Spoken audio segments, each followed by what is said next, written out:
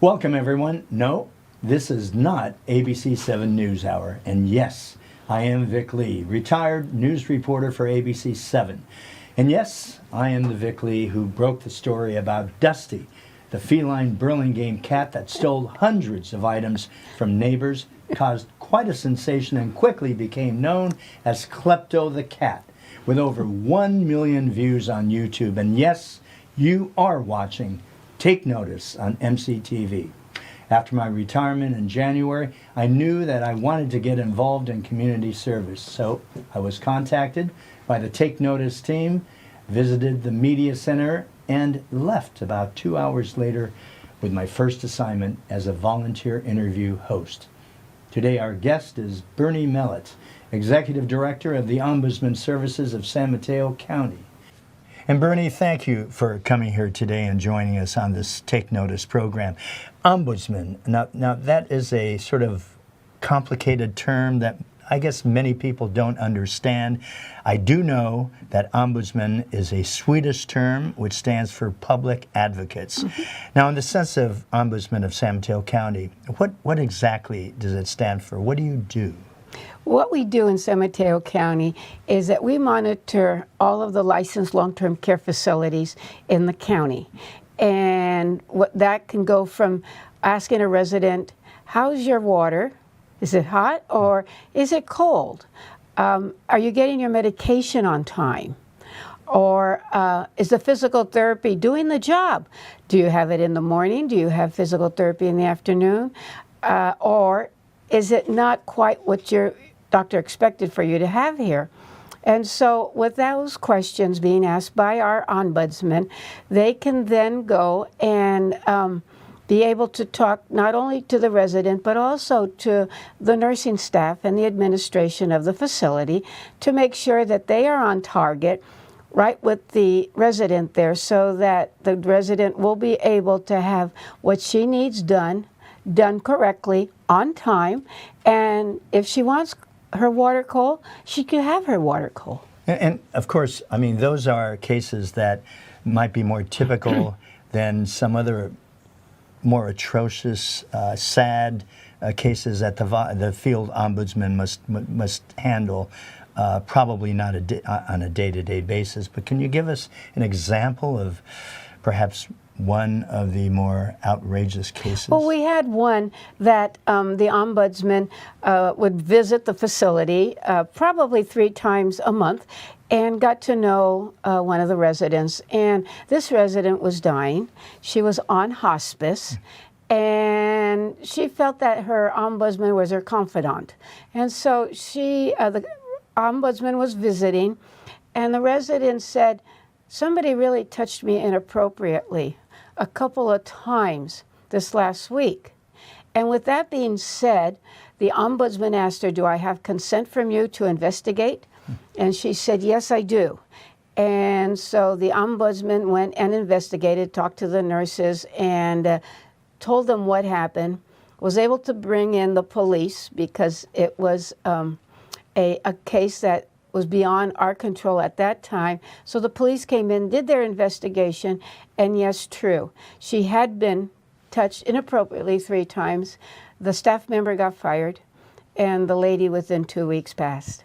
Okay. But she passed with dignity and knowing that somebody really did advocate for her. These field ombudsmen, they are basically the backbone of your program, right? Yes, they are. And they cater to the most vulnerable in our society. They do. They really do.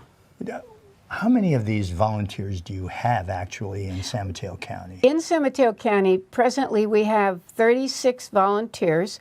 We have 5 to 6 that are going to be going into the spring training class. To become an ombudsman, you have to go through 36 hours of training and 10 hours in the field with your mentor to be able to get state certified. You cannot go into the residential care facilities and do what we do without having a state certification badge on you.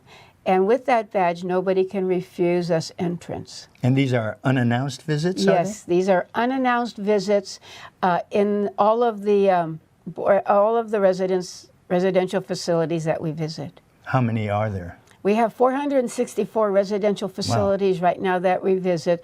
They're both long-term care and also for the mental and physically disabled, and the room and board, 6-bedroom room and board facility. So we have a large variety of different types of residents that we do visit. That's quite a responsibility, isn't it? Yes, it is. You know, many of these people who are residents of long-term care facilities, the memory care units, many of them have actual visits from family members, or are many of them sort of left by themselves with no advocacy, nobody to talk to? Do the Ombudsman fulfill some of that need? We do fulfill some of that need. Approximately 60% of everybody that lives in a long-term care facility has no family and has no visitors. So we are their visitors, we are their family. If they do have family, the family comes and visits, and through the years have learned to communicate with the Ombudsman that goes and visits their mom or dad or aunt or uncle. And there's a real dialogue that goes on so that the family member can say, well, I'm not happy with this. Can we see what we could do about it? And all of this is done, but only with the consent of the resident.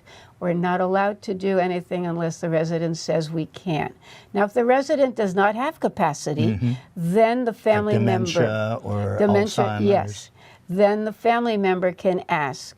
And in some cases, I can sign the paper that says, yes, you can do the investigation, or be able to speak on their behalf.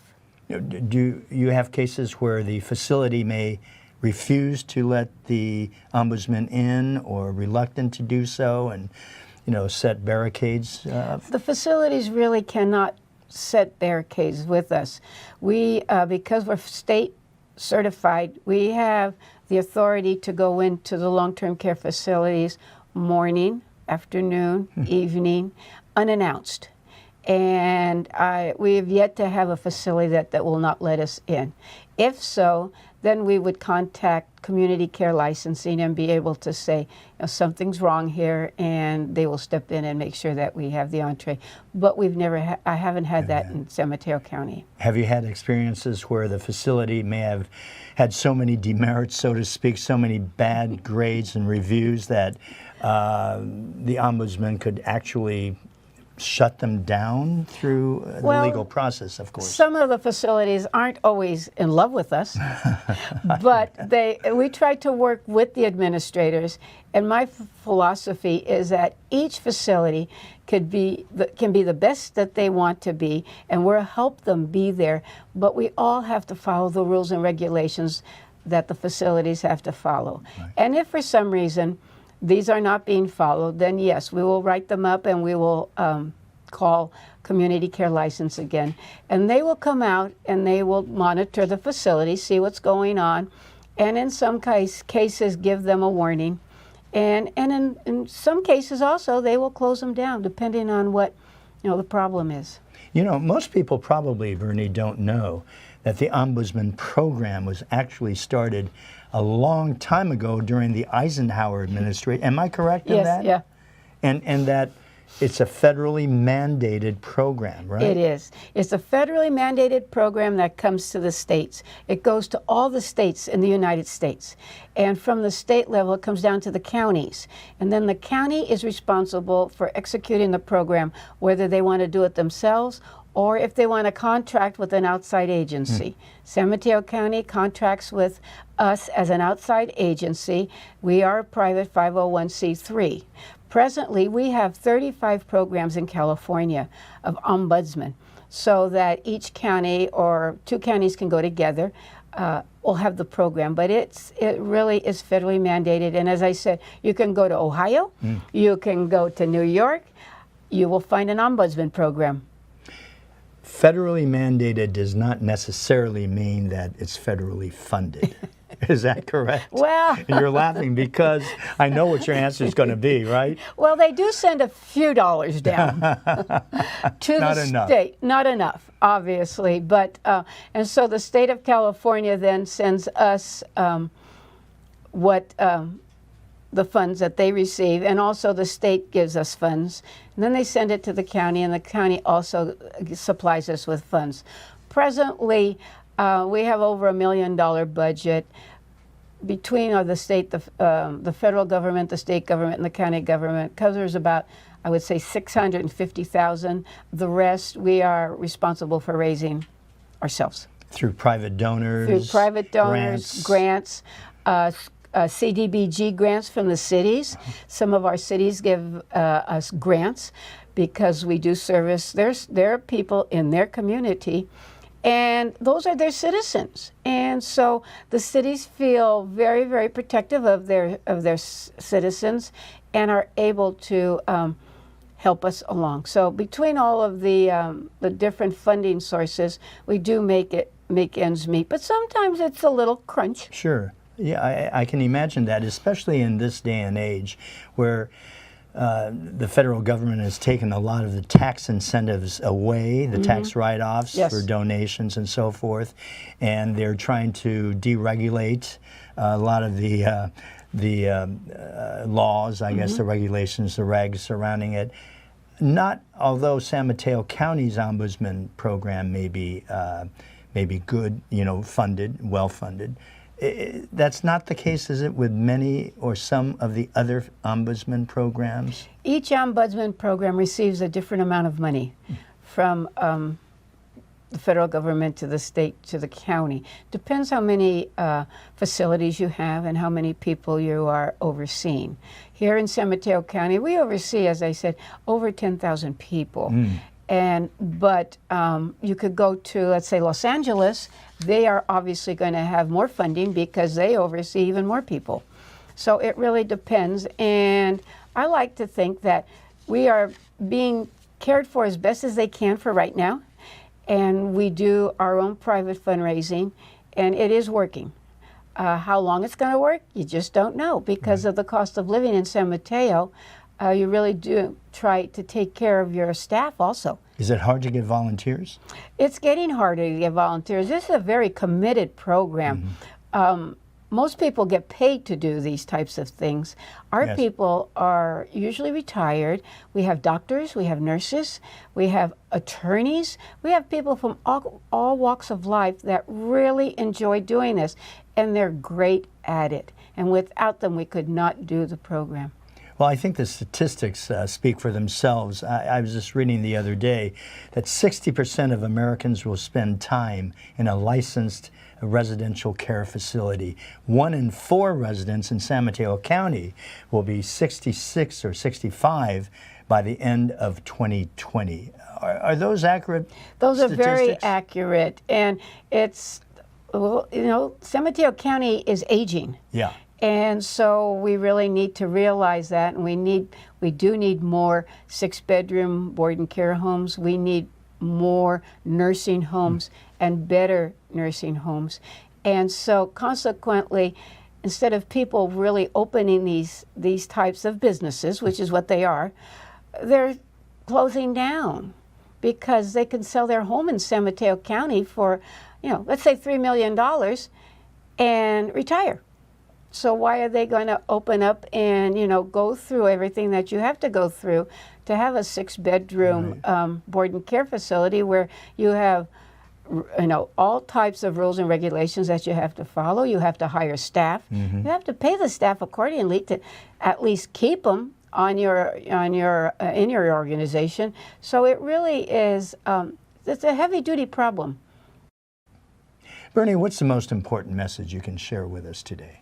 The most important message would be volunteers. We are always in need of volunteers, and we treat our volunteers wonderfully.